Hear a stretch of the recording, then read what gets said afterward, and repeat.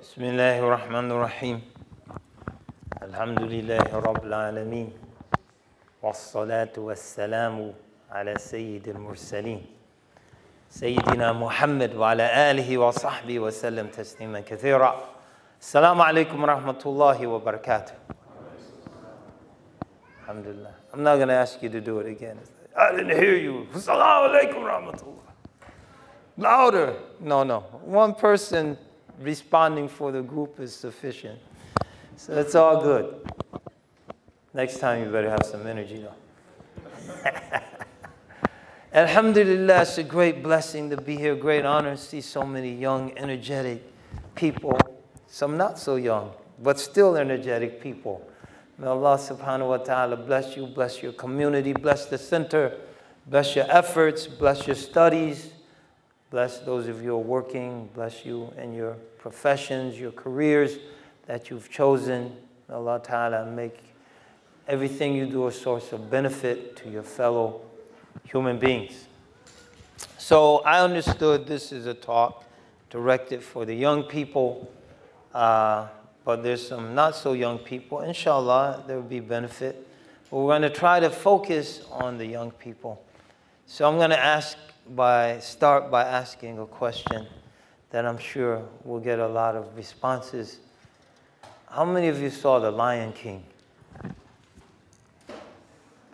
Most of the young people. Yeah, let's start there, So remember the part where Simba, he ran away from the kingdom, and then he was chased. He didn't actively leave, but there was the stampede, and then the hyenas were after him, and he ended up in the desert. And then he met Pumbaa, that's his name, Pumbaa. And what was the meerkat? What was his name? Timon, yeah, Timon. And then he proceeded to begin to Hakuna Matata his way through life. He's chilling on the pond. Lions can swim. He's swimming, had a nice swimming hole, learned to eat slimy but satisfying little morsels that he was finding out there. And then there was the night of his reawakening. What happened? What snapped him out of the Hakuna Matata phase? Huh? What happened? No, go ahead.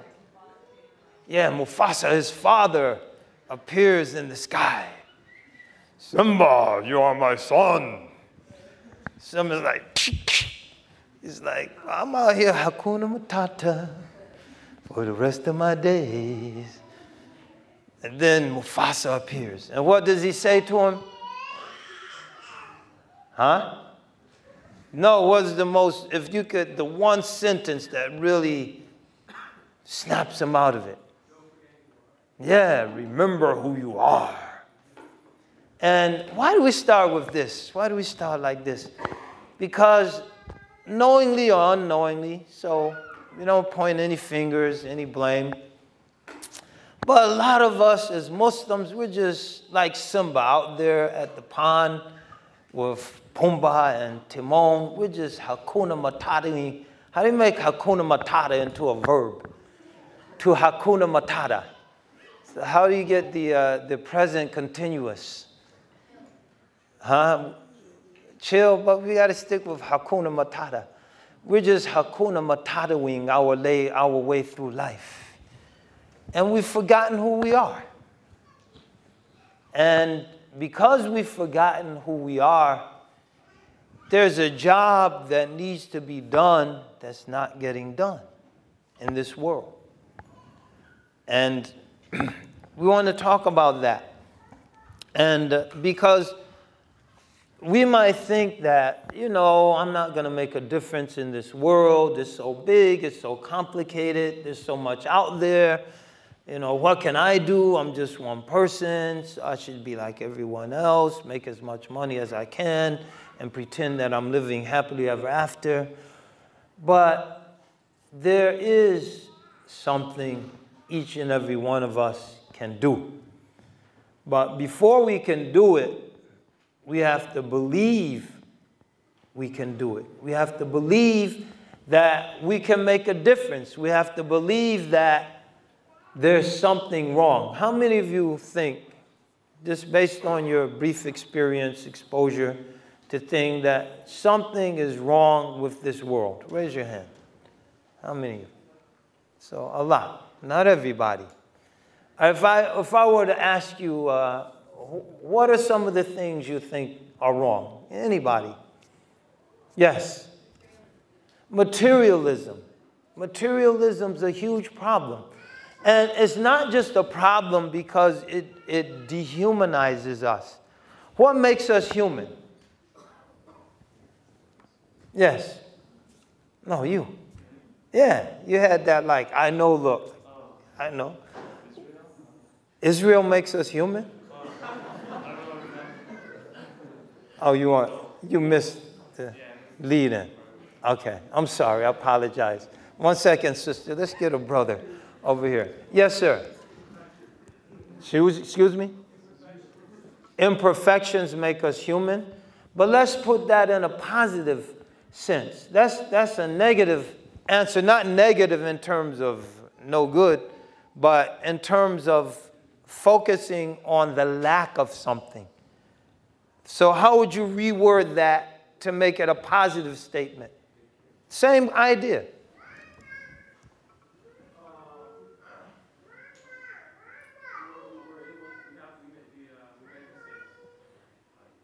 Or how about, let's go back to the perfection. How about our ability to strive for perfection? Can you accept that? We have the ability to strive for perfection. We can strive to perfect our character. We'll never be perfect, but we have a prophetic model to aspire towards. We can strive to perfect whatever profession, art. How many of you study martial arts? Okay. Are you satisfied to just be a brown belt? You want to be a black belt. Are you satisfied just to be a black belt? You want to be 8th degree, 8th dan. Why, you know? So we have the ability, not all, but we do have the ability to strive for perfection. How many of you are currently enrolled in university? University. We have one university student. Why didn't you stop after you finished 6th grade? Why did you even go to junior high? Why? No, the sister. Because you wanted to go to a higher level. So we don't stop 6th grade, alhamdulillah, I can read, mashallah. Someone will hire me, you know, sooner or later. The economy will pick up again. I heard they're taking applications in the storeroom at Walmart. No, we want to go higher. So as humans, we can strive for perfection. So as humans, I would posit for your consideration, one thing that makes us human is our ability to strive for perfection. You don't hear a cow out practicing his moves. Like, moo. Man, that wasn't right. Moo. Astaghfirullah. Moo. A'udhu billah. Man, let me eat some more grass. Moo. A cow doesn't practice his moves, but people, they'll practice a musical instrument. They'll practice their singing, right? Because a cow has no idea of perfection, but a human being does. And that's something that distinguishes us from a cow. A human being, we have the ability and something in us that pushes us to try to understand what's behind all of this and to try to worship. So you don't find animals building altars. And that's one of the proofs against the theory of evolution. Because if we evolve from other life forms, is evolution a sudden or a slow process? It's a gradual process. there were mutations, and then over time, those mutations led to species differentiation. So if we evolved from apes or whatever, how come there are no apes out there even building primitive churches and masjids, altars in a primitive way, trying to worship something? Why? Look at the leap, look at the distance. If we evolved gradually from other life forms, from apes, how come there are no apes out there that can build a cell phone, that can bounce a signal off a satellite a few hundred miles in space, an invisible signal, and then the device picks up the signal with an image, and then you can respond by sending an invisible signal back to the source. The best ape can do is a chimpanzee or an orangutan is to take a stick and dig the meat out of a nut. That's the best they can do with tools. Why is there such an incomparably huge gap between us and everything else out there if we gradually evolved from them? So we're unique, and we have to understand that. We're unique in this creation. And our Creator has placed us in a unique place. And that uniqueness is what makes us human. That ability to long for the divine is what makes us human. That ability to strive for perfection is what makes us human. That ability to use this incredible mind to do good and to do evil is what makes us human. So we have to begin to look at those things that rob us of our humanity. And one of those things is materialism. Because when we start to measure our virtue based on material things, we're forfeiting and giving up those distinctions that have been given to us. So I'll give you an example. What was the first in the Quran?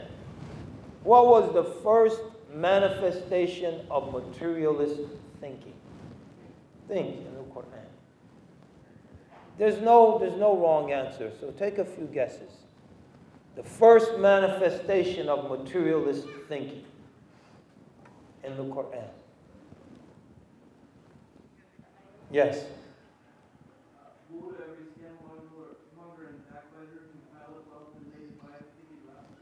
Okay, but that is a manifestation, so that's an excellent answer. But the first one. So go back to the beginning. What's the first story in the Quran, chronologically? The story of Adam alayhi salam. Adam, Hawa, Eve, Shaitan. What did Shaitan say? How did he argue with Allah concerning his superiority over Adam? Yes.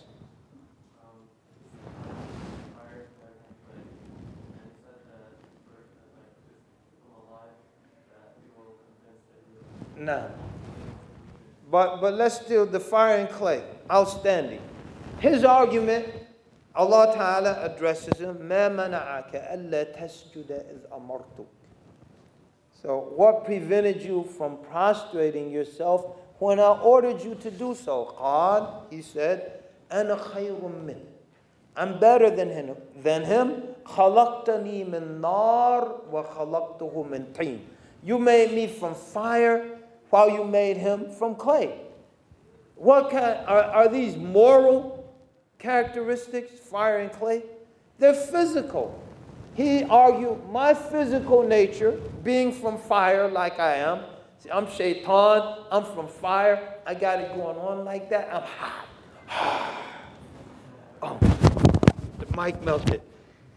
Subhanallah. I'm better than him because of a physical, and you made him from clay. So he didn't make a moral argument, أنا خير من أنا أزكي مالي.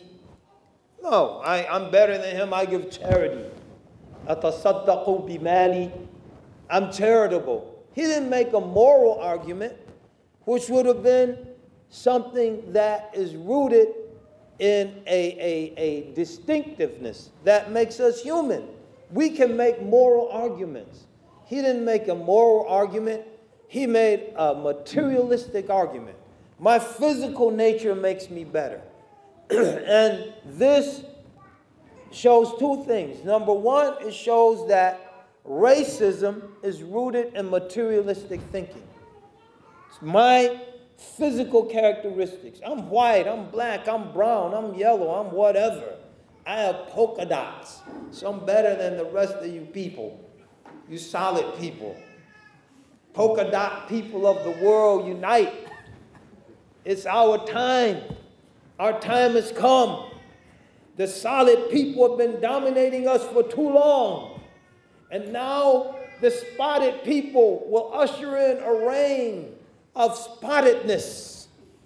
SubhanAllah. It's materialistic. And when we start to make those arguments, we dehumanize ourselves. Because God, Allah Ta'ala, our Creator, is calling us to something higher. And so this world where people, based on their physical characteristics, based on the money they possess, which is material wealth, based on how many planes or tanks or gunships they have, assert their rights to the detriment of others, all that is rooted in materialistic thinking. That is wrong, because there will always be material differences, physical differences. Some of us will have different skin tones than others. Some of us will have different hair textures than others. Some of us will have different eye colors than others. Some of us will have more wealth than others. Some of us will have bigger cars than others. Some of us will have bigger houses. Some of us will have smaller houses. So if that diversity which exists in the world and in human society is elevated to a point of virtue, it's dehumanizing. Because God, Allah Ta'ala, is telling us your virtue is based on things that you share, not on things where some of you are naturally different than others. So Allah Ta'ala mentions in the Quran, Ya ayyuhan nas, O humanity. He's addressing everyone. He's not addressing the Muslims.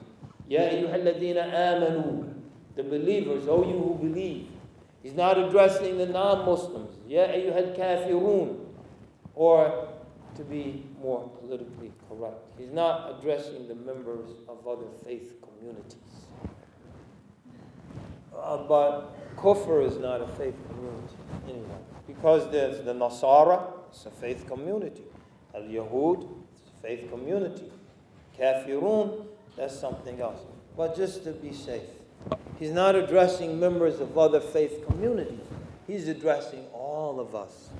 Ya ayyuhan nas, inna khalaqnakum min dhakarin wa untha. We've made you and created you all from a single pair. Has that been proven scientifically, that we all come from a single pair? Any takers?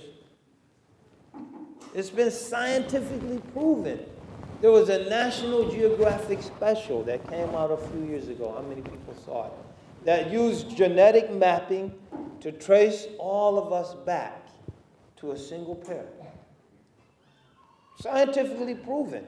We knew it in the Quran. Allah told us, "Inna khalaqnakum min dhakarin wa untha." We made you from a single pair. وَجَعَلْنَاكُمْ شُعُوبًا وَقَبَائِلَ لِتَعَارَفُوا. And we made you into nations and tribes that you may know one another. That we may know what about each other? Anyone venture? That we لِتَعَارَفُوا. Some of you know Arabic. You're Lebanese and Syrians and Algerians and Palestinians and Egyptians. Did they say Egyptians in English? Egyptians, sorry. Let me tell you an Egyptian joke, right? this Egyptian guy flew to America to spend some time with his friend. This one, they were still giving Egyptians visas. So he flies in, and his friend meets him at JFK. He said, "You must be starving, hungry. It's such a long flight.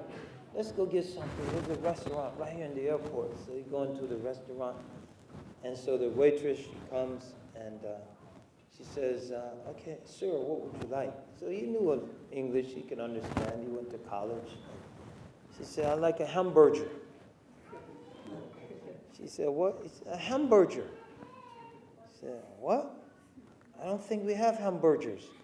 So he took the minute. "It's right there, hamburger." "Oh," she says, "oh, a hamburger." Oh, he said, "Oh, excuse me, I'm a stranger." Moving right along. So moving right along. So لِتَعَارَفُوا. لِتَعَارَفُوا, that you may know one another. تَفَاعَلَا is reciprocity.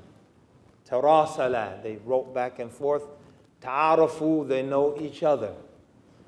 So in order that you know in each other and recognize in each other the creative power of Allah Ta'ala, that from that single pair, He could create all of this diversity.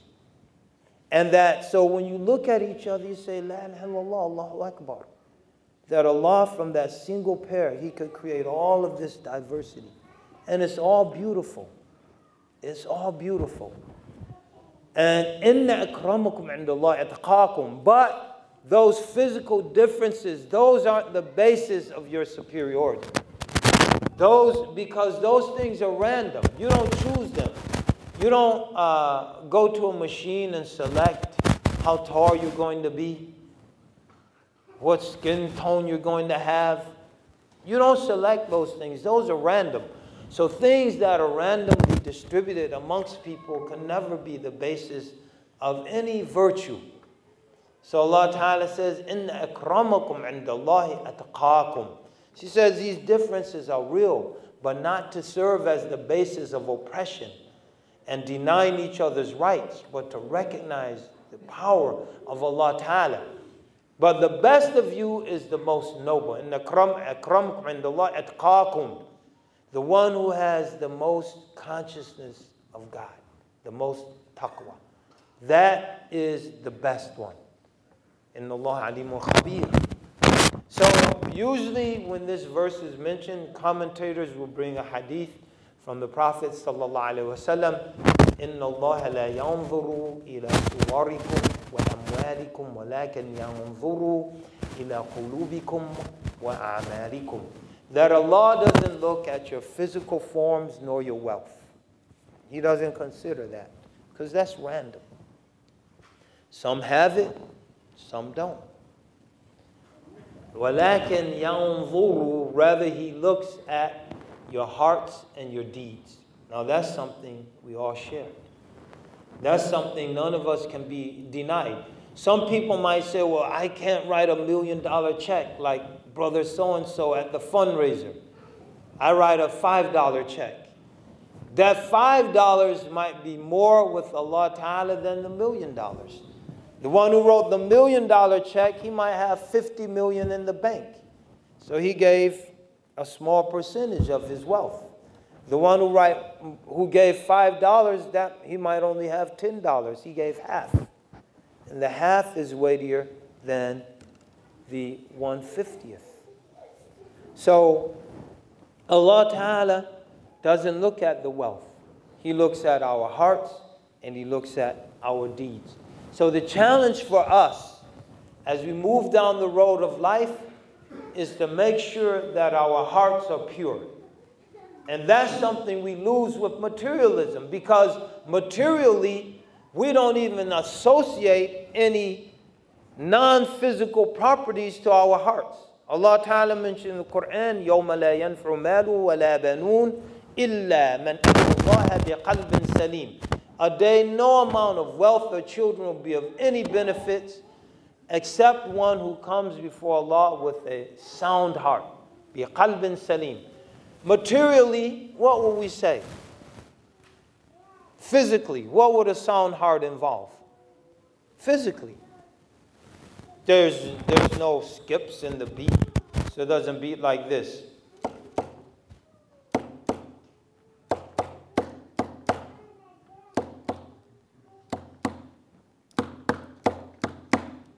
And they say, man, you need to go see a cardiologist fast. I said, why? How come? Because you have an irregular heartbeat.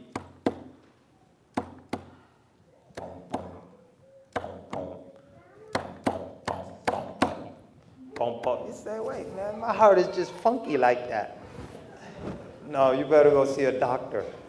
Physically, qalbin salim, no enlarged valves, nice, smooth heartbeat, no irregularity in the heartbeat, etc. Physically sound. Is that what the verse is talking about? Qalbin salim. Why? Because like every ancient, traditional civilization, Chinese, Hindu, Native American, we associate non-physical properties and characteristics with the heart. This is scientifically proven. There's a study, you could go online, it must be true because you can Google it, where people who have had heart transplants, their personalities changed. Any of you familiar with any of that? People, there's been studies documenting actual changes, taking on some of the likes and dislikes of the person who had the heart that was transplanted into the recipient, the donor's characteristic. So in the study, you'll read things like people are interviewed, I never liked pizza before I had my heart transplant. And then they'll talk to the donor's family. Oh, Bob loved pizza. No, seriously. So there are non-physical qualities associated with our hearts. So one of our challenges as we move through this life is to try to identify those and then strive to perfect them. So qualities such as courage. When we find ourselves hesitating and not standing up for what's right. So we might be in school. What might happen in school that regularly happens that's wrong? In like high school, how many of you are in high school or junior high school? What happens regularly in any high school, junior high school, that's wrong? Happens every day. Drugs. Bad grades. That's your own fault. Bullying, how about bullying? You see people bullied in school, made fun of every day? Huh? That happens. How many times you know something's right, but you don't find the courage to stand up? You say, man, those kids are in a gang. Maybe they'll shoot me. Maybe they're down with the Bloods or the Crips. Or wait, we're in Orange County. The Klan. Astaghfirullah. The skinheads. So we don't say anything. How many of you saw The Kite Runner? You saw The Kite Runner. Heard Sammy Yusuf sing that song. Started crying. Sisters were crying because it was Sammy. They didn't care what he was saying. Sammy Yusuf, astaghfirullah. Sisters, don't beat me up, sisters. I'm just kidding. But the guy the story was centered around, what was that one painful moment he had to live with for the rest of his life? That his servant, the family servant, who always protected him. When he needed someone to help, he just stood, he held, shied back. Remember? He was chasing the kite, and then the bullies caught up with him, and then they violated him, and he heard all this going on and didn't do anything. We have to always strive to be more courageous. Because as we move down the road of life, right now it might be the neighborhood bully or the classroom bully. But once we mature and we're adults, it might be the national bully that's bullying other nations. And someone needs to stand up and speak a word of truth to that bully. And that, there's a lot of talk about jihad nowadays. If anyone's recording for the wrong purposes, give me time to clarify what I'm talking about. The best jihad is not blowing things up and killing people. أفضل جهاد كلمة الحق عند سلطان جائر. That the best jihad is to speak a word of truth in the face of a tyrannical ruler. That's the best jihad. And that is the jihad that made this nation great. In the face of British tyranny, you had brave patriots like Patrick Henry standing up and proclaiming, "Give me liberty or give me death." Speaking a word of truth in the face of tyrannical rulers. So these are the qualities that we as young people have to try to cultivate. Because as we move through life, unfortunately, the bullying doesn't stop. It just goes to other levels. And our opposition to it has to be strong and principled and firm and uncompromising. That is what makes us human. Because that is the manifestation of a sound heart. To be charitable. Some of us don't think about the food that we waste. Our iftars, we give a big speech, right? So we get up. I can't move around, they're filming. So I'll sit here. I was going to be more animated. But we get up and we give the speech. And the fast of Ramadan, brothers and sisters, one of the wisdoms of the fast of Ramadan, it allows us to empathize with the poor people that we share this planet with. How many of you heard that speech? We all heard it. It's like the standard, part of the standard Ramadan speech. And then we have our community iftars, and we haul the food out by the ton. You're done? Scrap, and then put the bags and throw them in the dumpster. Will poor people do that? Will people, some of our countries we come from, that food we threw out, they'd be fighting for. They'll be fighting for. How many of you watch films on YouTube? Everybody. Don't die, I know you do. Did you see the one about, I think it was in Thailand or the Philippines, where they were in the restaurant, two girls were in the restaurant, and they didn't finish all of their chicken, and then they scraped it and put it aside, and then at night the man came with a bag and collected all the scraps. How many of you saw that one? Yeah, you saw it. What happened after that? They used that food the next day. Yeah, no, he went home, and he showed his kids like the scraps, and they were lit up, and some of them started eating the noodles and slurping it all over, and they had huge smiles on their faces. And then he set the table for the family dinner, and he dumped the scraps in the plates, and everyone was so happy. Their faces were beaming.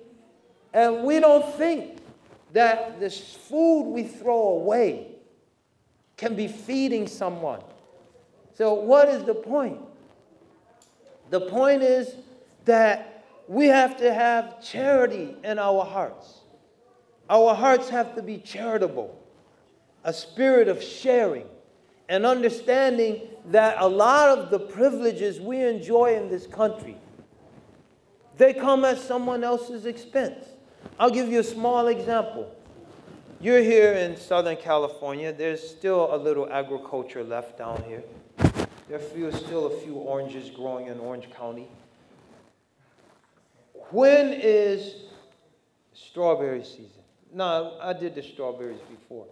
When is orange season? Something you can relate to. When is orange season?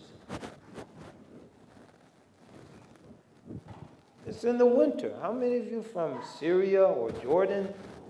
Yeah, when do the oranges go into the market? In the wintertime, when we need the extra vitamin C. There's a wisdom in that, right? But we get oranges year-round. So somewhere in the world where it's winter, they're growing oranges to ship to us. And they're growing those oranges at the expense of their own nutrition because they can't eat the oranges. The people growing the bananas on the banana plantations, they can't eat the bananas. If they eat the bananas, they'll probably get fired. Anyway, they don't allow them to ripen. They be eating green, hard bananas. Like, that's it. Forget the fat Americans. I'm eating a banana. I'm hungry. He bit into a hard green banana and broke 3 of his teeth. Bananas aren't that hard, but you get the point. They can't eat the bananas. They're growing the bananas to ship to us. And because they're growing the bananas, their best land, which could be growing food to feed their own families, is out of cultivation for them. Because they're growing bananas on these big plantations, we don't like bananas that have marks on them that got nibbled by an insect. So we have to spray these fields with massive amounts of insecticide. What happens to those pesticides? They go into their groundwater.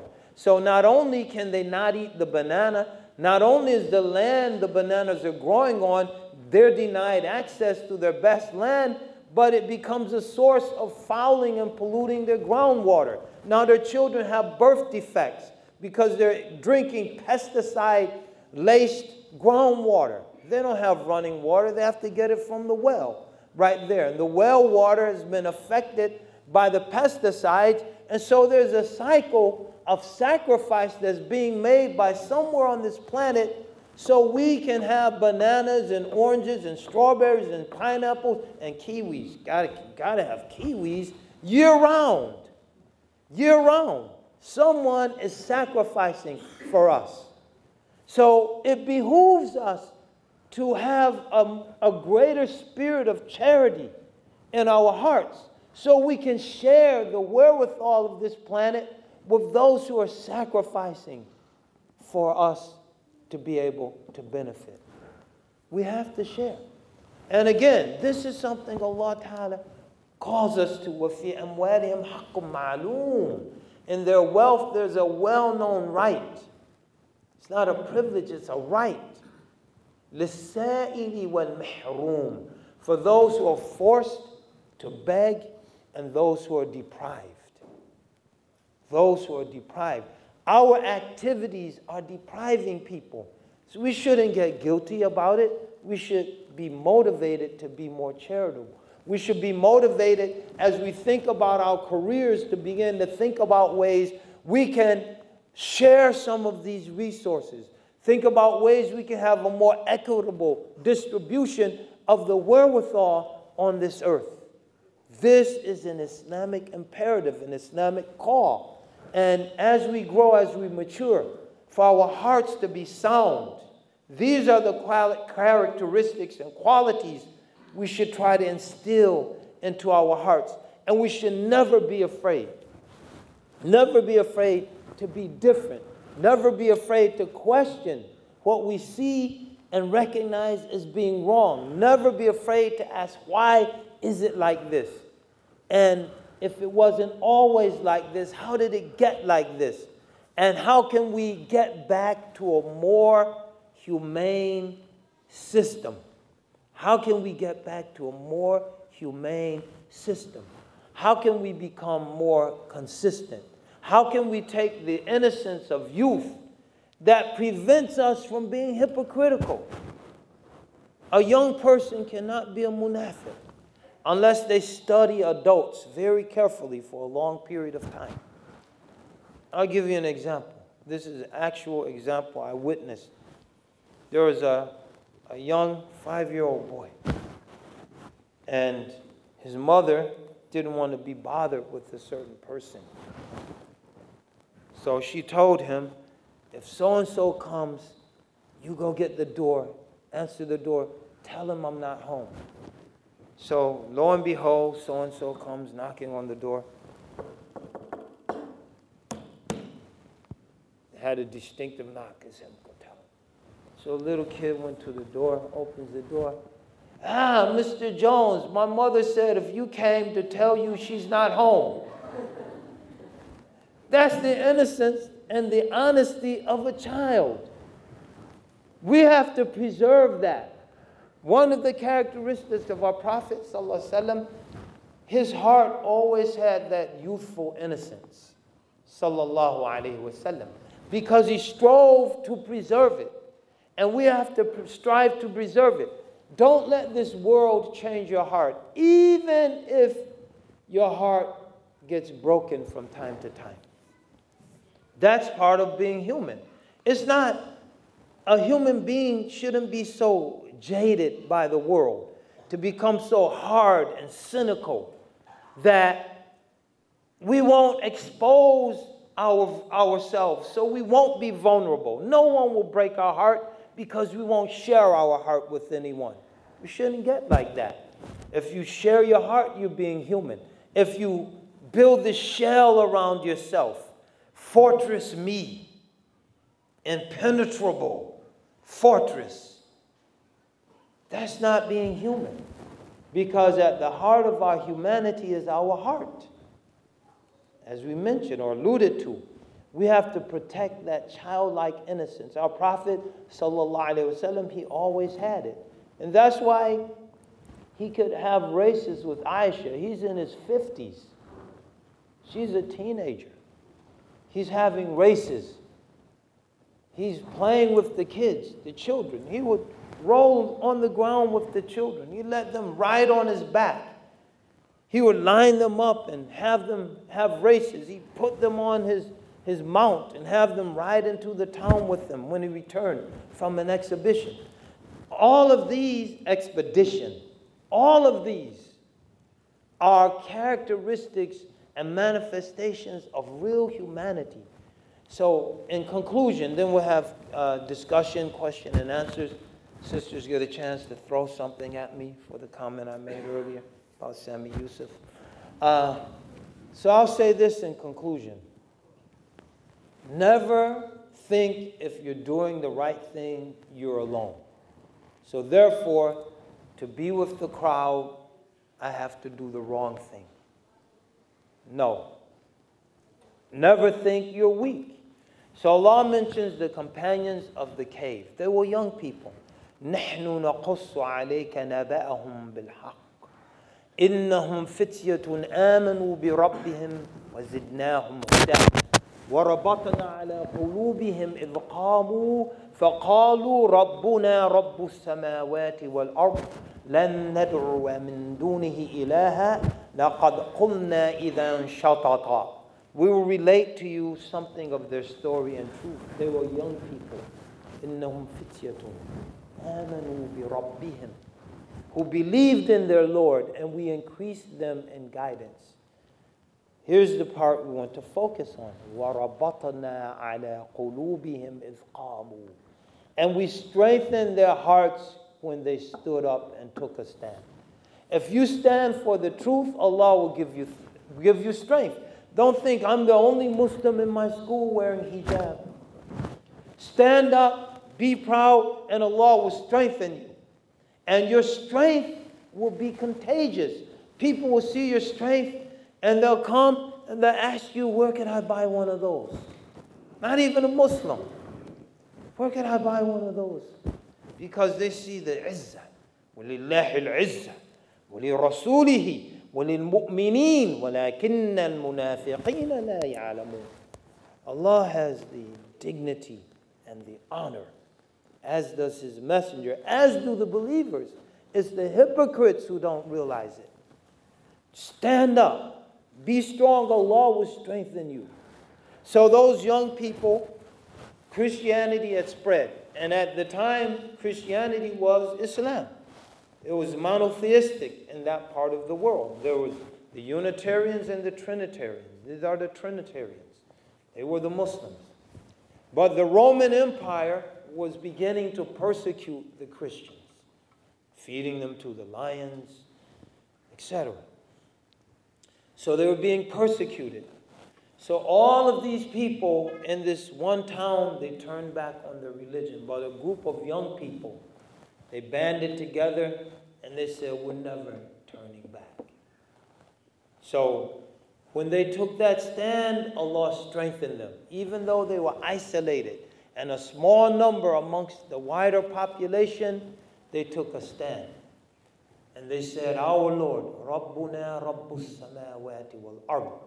Our Lord is the Lord of the heavens and the earth. لَن نَدْعُوَ مِن دُونِهِ إِلَهًا. We'll never call on any God besides Him. لَقَدْ قُلْنَا إِذًا شَطَطًا. If we were to do so, we would have gone beyond all acceptable limits. So, brothers and sisters, stand up for the truth. Stand up for what's right. Allah Ta'ala, if you're alone, He will strengthen you. If you feel weak, He will give you strength. If you feel humiliated, He will give you dignity and honor. He will uplift you. Stand up for what's right. Because there are enough people standing up for what's wrong. Some people mention the drugs. That's wrong. But enough people caught up in that. We could mention the sexual inappropriateness that's permeating our society. That's wrong. There are enough people who are swept away by that. You can mention the lewd and indecent way of dressing. That's wrong. There are enough people standing up for that. Let's stand up for the right thing, the decent thing, the moral thing, the thing that brings honor to human beings. People are debasing themselves. People are acting like animals. People are debasing themselves. We should have the dignity of real humanity. And that should be our defining characteristic. And it's very easy. It's very easy. One word summarizes it: bir, righteousness. It's a comprehensive word that embodies all of the manifestations of good and obedience to our Creator. But it's rooted in simple things.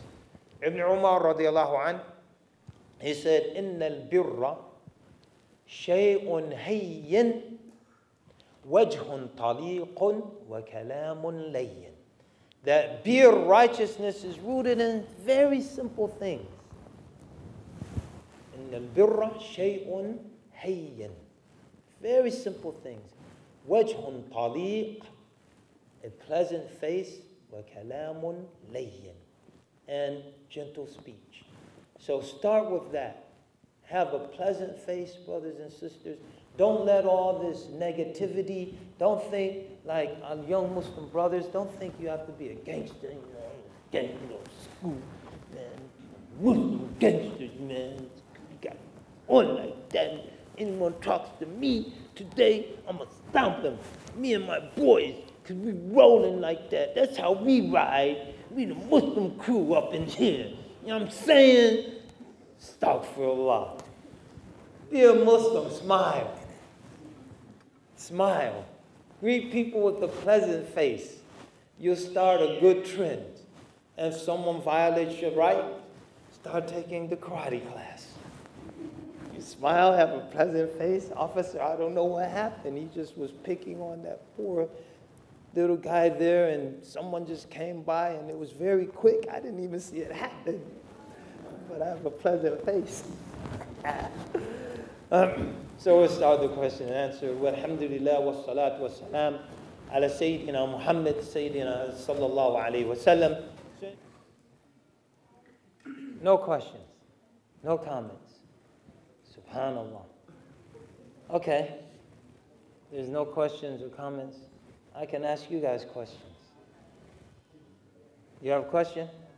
Are you ready for my question? You ready? All right. Okay. If you are a excuse me, trolley driver in San Francisco. You with me? You're a trolley driver in San Francisco. They have hills, not like Orange County. Everything's flat until you get to the mountains. And your brakes go out. Up ahead on the track, so the train is going straight down the tracks. Up ahead on the tracks, there are 4 guys working on the tracks who don't see the train. And the train is going to wipe them out. It's going straight towards them. There's a side track, turning off, veering off, where one guy is working. So you can steer the train to that side track. So what do? Leave the train alone, and through no action of your own, the brake cable snapped. You had nothing to do with it. 4 people die, or through your conscious action of turning the train to the left onto that side track, 1 person dies. What do? He says he'll jump off the train. See, I told you we need to work on our hearts. There's the proof. He was just kidding. What do? He was just kidding. I'm just kidding. Don't take that personally. People get mad, you know. I was just kidding. His heart is okay. He was just kidding. Yes.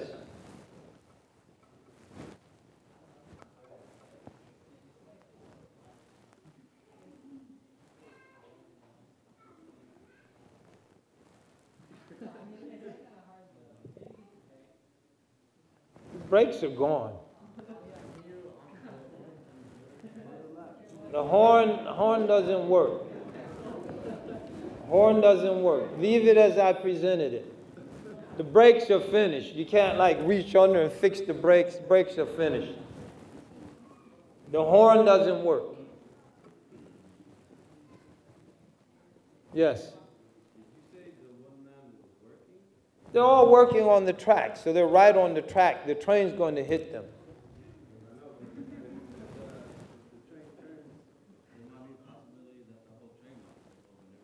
No, the train's not flipping. No, these are like non-flippable trains. These trains were made by Acme. You ever see the Roadrunner Coyote? Like all the Acme stuff the Coyote would get? That's the company that made the train. It's an Acme non-flipping train.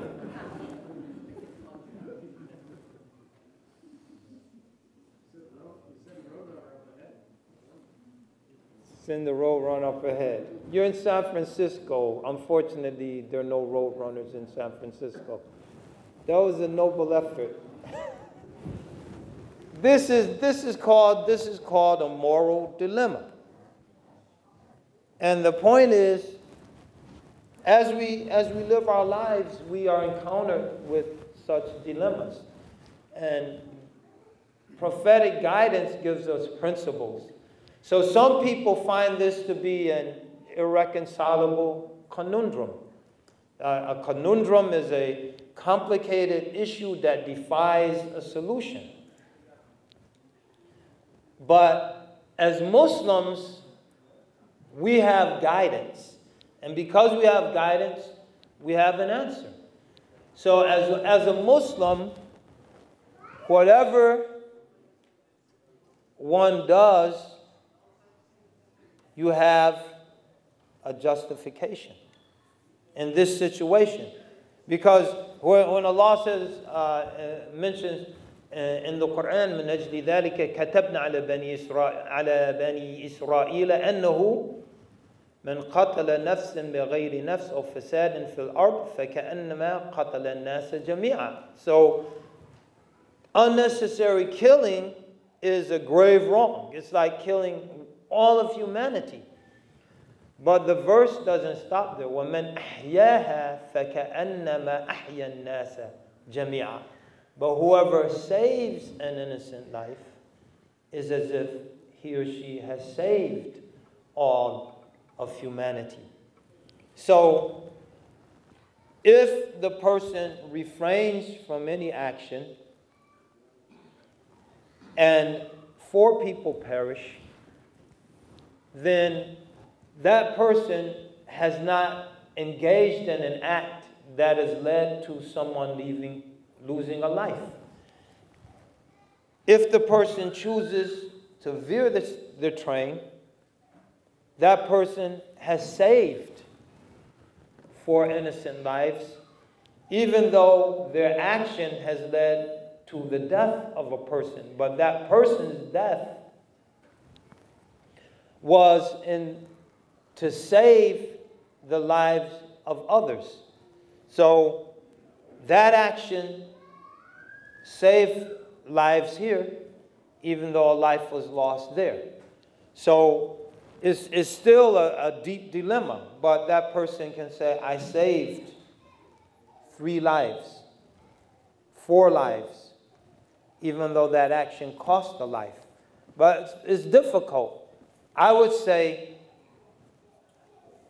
Allahul Musta'an, that it will be better, and Allah knows best, because there's no right answer, to not actively engage in killing a person. Because those people, everyone's going to die. Kullu nafsin dha'iqatul maut. If there's a question of saving people without killing people, it's a different issue. But when we meet Allah, we won't have the blood of anyone on our hands. Those 4 people who perished, their blood's not on our hands. And by whatever standard Allah judges them by, inshallah, they'll be martyrs. There'll be people who died due to circumstances beyond their control. We're all going to die due to something. An example of this, I'll give you an example of this moral dilemma to bring it into an Islamic context. Uthman radiallahu anh, when he was assailed by the rebels who came to Medina to kill him, he could have given an order to wipe them all out. And by wiping them out, he could have saved his own life. So not only, and kept the leadership of the Muslims intact, because it fractured and fragmented after that. But he chose not to give that order. There were approximately 2,000 rebels. The population of Medina at that time minimally was at least 10,000. And all 10,000 were with Uthman radiallahu anh, including Imam Ali. The last 2 guards to leave Uthman's door were Al-Hassan wal Hussein, when their father ordered them to leave. And Uthman told him that just leave them, because I would rather be Abdullah al-Maqtul than Abdullah al-Qatil. I would rather be the servant of Allah who is killed than the servant of Allah who kills. So, this is a tough question. There's no right or wrong answer. Wallahu alam wal musta'an. So we're going to stop here. May Allah Ta'ala give you tawfiq. I think, did they bring the books? No? No one knows? Organizers? Okay. But they didn't bring them now? Okay. Is the table set up? Now I brought some books. I would sign the books before Isha if someone purchased a book. Oh, we can do that? All right. So I'm going to go back there if you want to buy a book that I authored. Not the latest one, the one before that, which includes my brief biography in there. I'll sign the book for you if you want. If you want, I could put a thumbprint in it if you brought your ink pad. If you want, I could just look at it, inshallah. So we'll do that before Isha. May Allah Ta'ala bless you, bless this community. It's a wonderful community. It's a very positive community. May Allah protect you. May Allah Ta'ala bless all of the young people. May Allah strengthen your hearts. May Allah give you vision. May Allah give you a sound vision. May Allah Subhanahu wa Ta'ala, as you Hakuna Matata your way through life, may you always remember who you are. And we are the heirs, the sons and daughters of prophets. Millata abikum Ibrahim, the way of your father Abraham. We're the spiritual heirs of prophets. So sooner or later, now I'm not saying just drop everything, go back now, but sooner or later someone's going to have to go back to save the kingdom, because the hyenas are having a field day, if you know what I mean. So sooner or later someone's going to have to go back and save the kingdom. Might as well be you guys. Assalamu alaikum wa rahmatullahi wa barakatuh.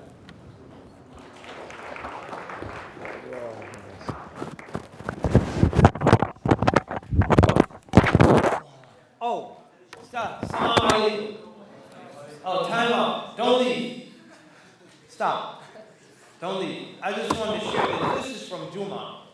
This is and it's relevant to the youth, because this quote, some people at Juma, you heard it. I apologize for boring you. You could leave if you had Juma. But if you want, I want to share this. This was part of a letter that Abigail Adams, who was John Adams' wife and the mother of John Quincy Adams, two American presidents, wrote to her 12-year-old son. After he had gone to France with his father was the first American ambassador to France, and she was just telling him how fortunate and blessed he was to live during that period of revolutionary struggle. So the point is, brothers and sisters, don't run away from the challenges of the time. Don't say, oh, I wish I was born before 9/11. It was so much easier to be a Muslim then. No, say, alhamdulillah, I'm born today. Because great and trying circumstances produce great people.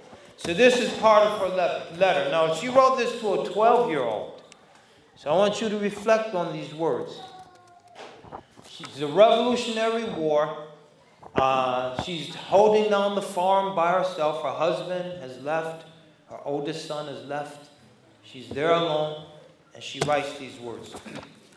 These are days in which a genius would wish to live. It is not in the still calm of life or the repose of a Pacific station that great characters are formed. Would Cicero have shown so distinguished an orator had he not been roused, kindled, and inflamed by the tyranny of Catiline, Verres, and Mark Antony? The habits of a vigorous mind are formed by contending with difficulties. Inna ma'al usri yusra. The habits of a vigorous mind are formed by contending with difficulties. All history will convince you of this, and that wisdom and penetration are the fruits of experience, not the lessons of retirement and leisure. Great necessities call out great virtues. When a mind is raised and animated by scenes that engage the heart, then those qualities which otherwise lie dormant wake into life and form the character of the hero and the statesman. So these are times in which geniuses would wish to live. And from these times, brothers and sisters, if you rise up with pride and with dignity and with courage and conviction and meet the challenges of the time head on, then from your ranks will arise heroes and great and sheroes and great statesmen and stateswomen. Believe it, it will be, it will come to pass. I'll give you a Jesse Jacksyism. Like we have Bushisms, we have Jesse Jacksyisms, Jacksonisms. Here's a Jesse Jacksonism. First, let me tell you a Jesse Jackson joke. All of these problems we have now could have been solved in 1990. When Saddam sent the Iraqi army into Kuwait, all we had to do was send Jesse Jackson. And Saddam would have gotten out, because Jesse would have rhymed Saddam to death. Saddam Hussein, you've caused a lot of pain. You've taken Kuwait. It's an unlawful game. And furthermore, Bush will even the score. So no, please, just shut up. I leave. Just stop rhyming. So all the problems could have been solved if we just sent in Jesse Jackson. But here's something Jesse said on a serious note. I'll stop here for real because it's almost time for Isha. If your mind can conceive it and your heart can believe it, I know you can achieve it. Always remember those words. If your mind can conceive it, if you can conceive of a better world and a better way and more justice, more equity in this world, and your heart can believe it, and you can have firm faith in that, I know you can achieve it. So believe it, conceive it, believe it, work hard, you will achieve it. Inshallah. Assalamu alaikum wa rahmatullahi wa barakatuh.